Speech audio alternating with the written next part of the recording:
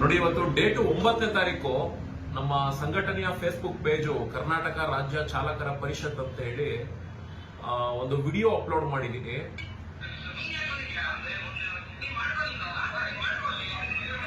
ಅಂದ್ರೆ ಒಂದು ಸ್ವಲ್ಪ ಗಲಾಟಿ ಗದ್ದಲ ಇರುವಂತದ್ದು.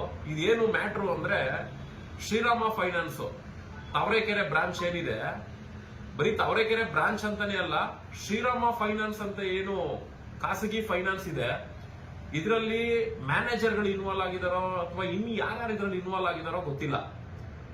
ಈಗ ಇವ್ರಗಳ ಹತ್ರ ಹೋಗೋದು ಯಾರು ಅಂದ್ರೆ, ವೆಹಿಕಲ್ ಲೋನ್ಗೆ, ಸೆಕೆಂಡ್ಸ್ ಗಾಡಿಗಳು ಇರ್ಬೋದು ಅಥವಾ ಹೊಸ ಗಾಡಿಗಳೇ ಇರ್ಬೋದು, ಏನ್ ವೆಹಿಕಲ್ ಲೋನ್ ನ ತಗೊಳಕ್ ಹೋಗ್ತಾರೆ ಅಂತ ವೆಹಿಕಲ್ ಗಳಿಗೆ ಲೋನ್ ಕೊಡ್ತಾರೆ. ಲೋನ್ ಕೊಟ್ಟಾದ್ಮೇಲೆ ಪ್ರತಿ ತಿಂಗಳು ಅವ್ರದ್ದೇನು EMI ಇರುತ್ತೆ, ಆ EMI ನ ಇವರು ಕಟ್ಟಿಸ್ಕೊಳ್ಬೇಕು, ಅದು ಧರ್ಮ. ಅದ್ರ ಜೊತೆಗೆ ಇವ್ರದೊಂದು ಟ್ರಿಕ್ಸ್ ಏನು ಅಂದ್ರೆ, ಏನು EMI ಕಟ್ಕೊಂಡು ಹೋಗ್ತಾ ಇರ್ತಾರೆ RC ಮಾಲೀಕರುಗಳು, ಇನ್ಶೂರೆನ್ಸ್ ಇನ್ನೇನು ಒಂದ್ ತಿಂಗಳಿದ್ದಂಗೆನೆ RC ಮಾಲೀಕರುಗಳಿಗೆ ಇನ್ಫಾರ್ಮೇಶನ್ ಕೊಡಲ್ಲ ಇವರು. ಡೈರೆಕ್ಟ್ ಇವರೇನೆ ಇನ್ಶೂರೆನ್ಸ್ ಅನ್ನ ಕಟ್ಬಿಡೋದು. ಕಟ್ಬಿಟ್ಟು ಏನ್ ಮಾಡೋದು, ಅವ್ರು ಏನು EMI ಕಟ್ತಿರ್ತಾರೆ ಆ EMI ಗೆ ಆ ಇನ್ಶೂರೆನ್ಸ್ ಅಮೌಂಟ್ ನ ಆಡ್ ಮಾಡ್ಬಿಡೋದು.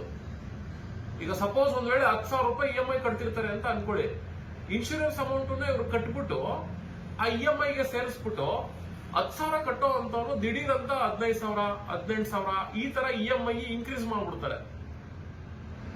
ಈಗ ಅವನು ನಾನು ಪ್ರತಿ ತಿಂಗಳು 10,000 ರೂಪಾಯಿ ಕಟ್ಟೋ ಅಂತವನು ದಿಢೀರ್ ಅಂತ ಈ ಇನ್ಶೂರೆನ್ಸ್ ಅಮೌಂಟ್ ಕೂಡ ಇನ್ಕ್ಲೂಡ್ ಮಾಡಿ ಇಮಿಡಿಯೇಟ್ಲಿ EMI ಅಮೌಂಟ್ ರೈಸ್ ಆಯ್ತು ಅಂದ್ರೆ ಅವ್ನು ಎಲ್ಲಿಂದ ಕಟ್ಟಕ್ ಸಾಧ್ಯ?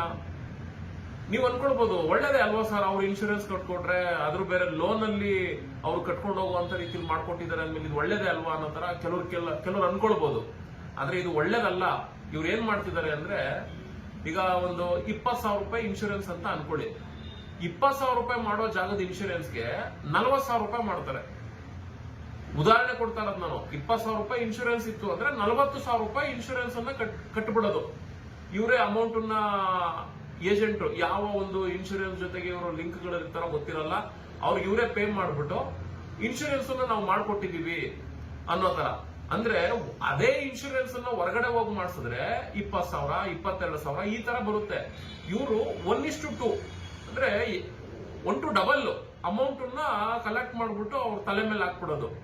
ಯಾರಾದ್ರೂ ಕೇಳಕ್ ಹೋದ್ರೆ, ಇಲ್ಲ ನೀವು EMI ಕಟ್ತಾ ಇದ್ದೀರಾ, ಏನಾದ್ರೂ ಪ್ರಾಬ್ಲಮ್ ಆಗ್ಬಿಟ್ರೆ ಗಾಡಿಗೆ ಅವಾಗ ನಮ್ಗೆ ಸಮಸ್ಯೆ ಆಗ್ಬಿಡುತ್ತೆ, ಇನ್ಶೂರೆನ್ಸ್ ಸಮಸ್ಯೆ ಆಗ್ಬಿಡುತ್ತೆ, ಇಲ್ಲ ನಾವ್ ಇದನ್ನ ಕಟ್ಲೇಬೇಕು, ನಮ್ಗೆ ಯಾರೋ ಶ್ರೀರಾಮದಿಂದನೇ ಮೇಲ್ಗಡೆಯಿಂದನೇ ಆದೇಶ ಐತೆ ಅನ್ನೋ ತರ ಚೋಡ್ತಾರೆ ಕಳ್ಳನ ಮಕ್ಕಳು.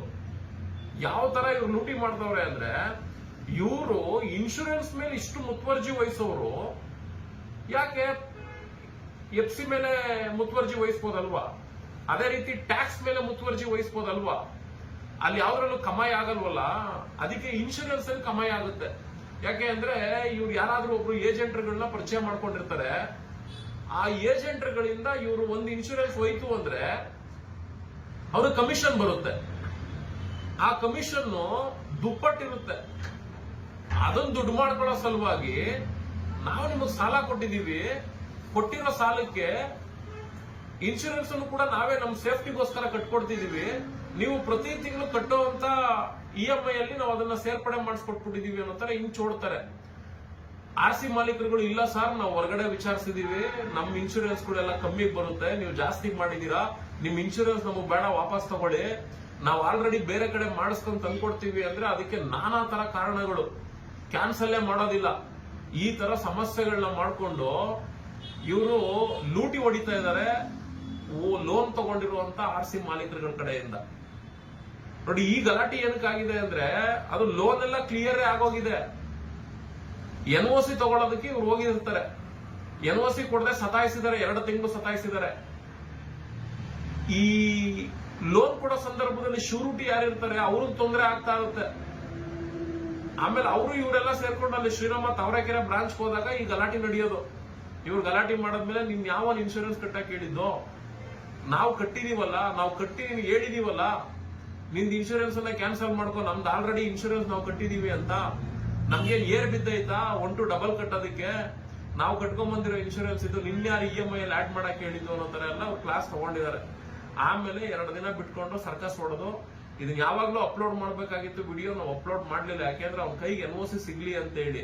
ನೋಡಿ, ಈ ವಿಡಿಯೋ ಹಾಕಿದ ಉದ್ದೇಶ ಏನಕ್ಕೆ ಅಂದ್ರೆ, ಈ ಶ್ರೀರಾಮ ಫೈನಾನ್ಸ್ ಅನ್ನೋ ಹೆಸರಲ್ಲಿ ಬ್ಯಾಂಕ್ ಮ್ಯಾನೇಜರ್ಗಳು ಅನ್ನಿಸ್ಕೊಂಡಿರೋರು ಈ ಇನ್ಶೂರೆನ್ಸ್ ಅನ್ನೋ ಒಂದು ವಿಚಾರನ ಇಟ್ಕೊಂಡು ಏಜೆಂಟ್ಗಳ ಜೊತೆ ಶಾಮಿಲಾಗಿ 20,000 ರೂಪಾಯಿ ಇರೋ ಇನ್ಶೂರೆನ್ಸ್ 40,000 ರೂಪಾಯಿ ಮಾಡೋದು, 40,000 ರೂಪಾಯಿ ಇರೋ ಇನ್ಶೂರೆನ್ಸ್ 80,000 ರೂಪಾಯಿ ಅಂತ ಮಾಡೋದು, ಅದನ್ನ EMI ಗೆ ಲಿಂಕ್ ಮಾಡೋದು, ಕೇಳಕ್ ಹೋದ್ರೆ ಸೇಫ್ಟಿ ಪರ್ಪಸ್ ಅನ್ನೋದು. ಅದೇ ಇನ್ಶೂರೆನ್ಸ್ ಅಲ್ಲೇನೆ ಸೇಫ್ಟಿನ. ಟ್ಯಾಕ್ಸ್ ಕಟ್ಟಿಲ್ಲ, ಎಮಿಷನ್ ಇಲ್ಲ ಅಂದ್ರೆ, FC ಇಲ್ಲ ಅಂದ್ರೆ ಇನ್ಶೂರೆನ್ಸ್ ಸಿಗಲ್ಲ. ಇನ್ಶೂರೆನ್ಸ್ ಮೇಲೆ ಅಷ್ಟು ಮುತುವರ್ಜಿ ವಹಿಸೋ ಈ ಕಳ್ಳನ ಮಕ್ಕಳು ಇದ್ರ ಮೇಲೆಲ್ಲ ಯಾಕೆ ಮುತುವರ್ಜಿ ವಹಿಸ್ತಾ ಇಲ್ಲ? ಅದ್ರಲ್ಲೇನು ಕಮಾಯಿ ಗಿಟ್ಟಲ್ಲ ಅನ್ಬಿಟ್ಟು ಈ ಕೆಲಸ ಮಾಡ್ಕೊಂಡು ಕೂತಿದ್ದಾರೆ. ನಾನು ಈ ವಿಡಿಯೋ ಮಾಡ್ತಿದ್ದ ಉದ್ದೇಶ ಇಷ್ಟೇ, ಆ ವಿಡಿಯೋ ಅಪ್ಲೋಡ್ ಮಾಡಿರೋ ಉದ್ದೇಶನೂ ಇಷ್ಟೇ. ಯಾರೆಲ್ಲ ಶ್ರೀರಾಮ ಫೈನಾನ್ಸ್ ಅಲ್ಲಿ ಲೋನ್ಗಳು ತಗೊಂಡಿದ್ದೀರಾ, ಲೋನ್ ತಗೊಂಡಿರೋ ಅಂತವ್ರು ನಿಮ್ಮ ವಾಟ್ಸ್ಆಪ್ ನಂಬರ್ಗಳನ್ನ ದಯವಿಟ್ಟು ಕಾಮೆಂಟ್ ಮಾಡಿ. ನಿಮ್ಗೂ ಅವ್ರಿಗೆ ಆ ರೀತಿ ತೊಂದರೆ ಕೊಟ್ಟಿದ್ರೆ ಕಾಮೆಂಟ್ ಮಾಡಿ.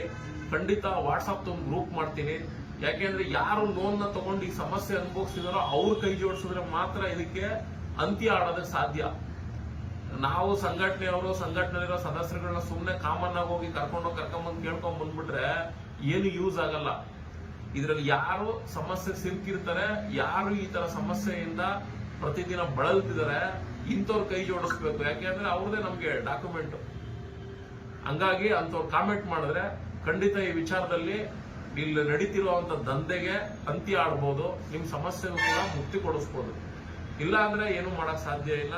ಇಂಥ ವಿಡಿಯೋಸ್ಗಳು ಬರ್ತಾ ಇರ್ತವೆ, ಅಪ್ಲೋಡ್ ಮಾಡ್ತಿರ್ತೀವಿ. ನೀವು ಅಲ್ಲಿ ಬಂದು ಕಾಮೆಂಟ್ ಹೊಡ್ಕೊಂಡು ಕುತ್ಕೊಬೇಕಾಗುತ್ತೆ ಅಷ್ಟೇ. ಧನ್ಯವಾದ.